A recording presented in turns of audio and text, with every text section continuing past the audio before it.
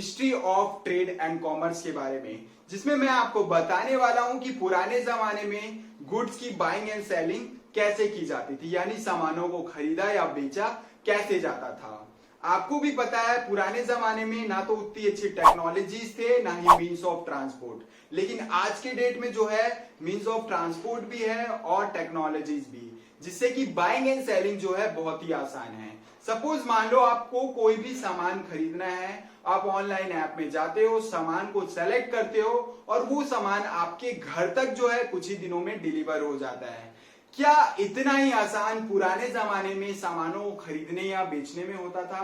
तो आपका और मेरा आंसर है नहीं, क्योंकि ना तो इतनी अच्छी टेक्नोलॉजीज थे ना तो मीन्स ऑफ ट्रांसपोर्ट।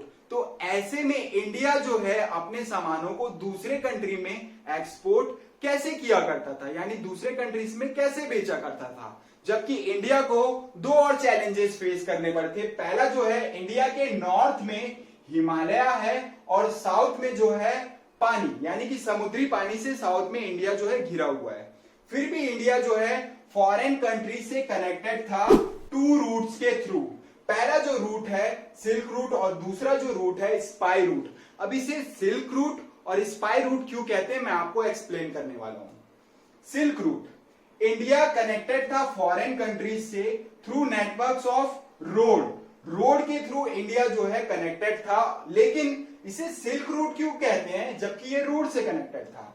तो इसका आंसर है, रोड से सबसे ज्यादा एक्सपोर्ट किए जाते थे उस समय कॉटन और सिल्क, यानी कि कपास और रेशम, इसीलिए इस रूट का नाम पड़ गया सिल्क रूट। अब इसे स्पाई रूट क्यों कहते हैं? The maritime route linked east and west by C.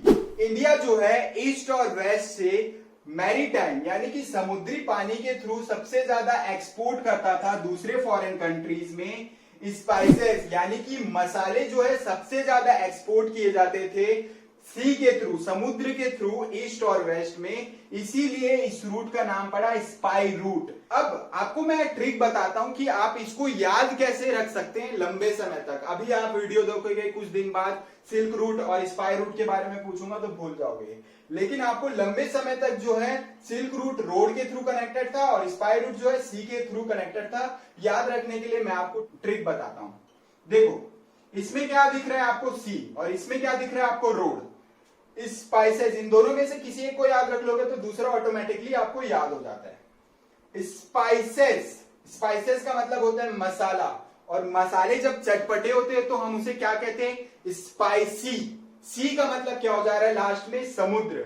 Spicy सुनाई दे रहा है हमको, इसीलिए हम इसको ऐसे याद रख सकते हैं कि स्पाइसेस की जब बात करेंगे तो सी रूट्स के थ्रू सबसे ज्यादा एक्सपोर्ट किए जाते थे, इसीलिए इसे स्पाई रूट कहते हैं। तो होप आपको ये ट्रिक भी अच्छा लगा है तो हमारे चैनल को सब्सक्राइब करें, क्योंकि आगे के वीडियोस में आपको मैं ऐसे ही ट्रिक्स बताने वाला हूं जो आपको हेल्प करेगा आपके स्टडीज में। आर्कियोलॉजिस्ट कौन होता है? आर्कियोलॉजिस्ट वो पर्सन होता है जो स्टडी करता है हिस्ट्री के बारे में और हमें बताता है कि पुराने जमाने में जो है क्या हुआ करता था, कैसे हुआ करता था। उनके एविडेंसेस भी हमें यही बता रहे हैं कि इंडिया का इकोनॉमी में जो एशियन टाइम में बेस था वो था सिर्फ और सिर्फ ट्रेड एंड कॉमर्स के बारे में, जो यहां मैंने लिखा है। Archaeological evidences have shown that the trade and commerce was the base of economy Asian India. अब दूसरा पॉइंट मैंने क्या लिखा है, देखो, trade was mainly carried by water and land, यानी कि जो एक्सपोर्ट किए जाते थे गुड्स, सिल्क हो गए और स्पाइसेस जो एक्सपोर्ट किए जाते थे दूसरे कंट्रीज में, वो मेनली कहां से किए जाते थे? वाटर के थ्रू किए जाते थे और लैंड के थ्रू। अब लैंड वाला क्या, हम लैंड वाले को क्या बोलते हैं? सिल्क रूट कहते हैं, और वाटर वाले को क्या कहते हैं? Sea, spicy. तो ये हो जाएगा spice root.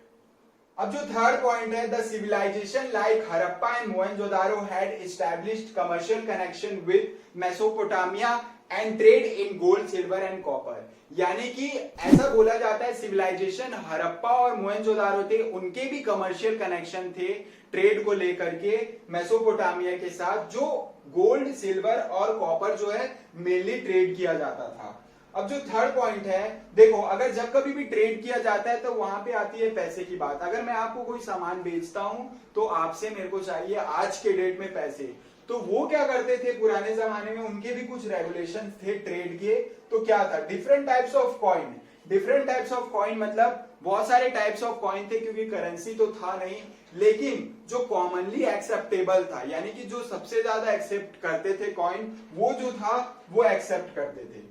Weighing practices, weighing practices का, वेगिंग का मतलब होता है वजन, यानी कि बहुत सारे टाइप के वो मेजरमेंट करते थे और मेजर करते थे, वेट करते थे और उसके हिसाब से जो है एक्सपोर्ट किया करते थे, ट्रेड किया करते थे।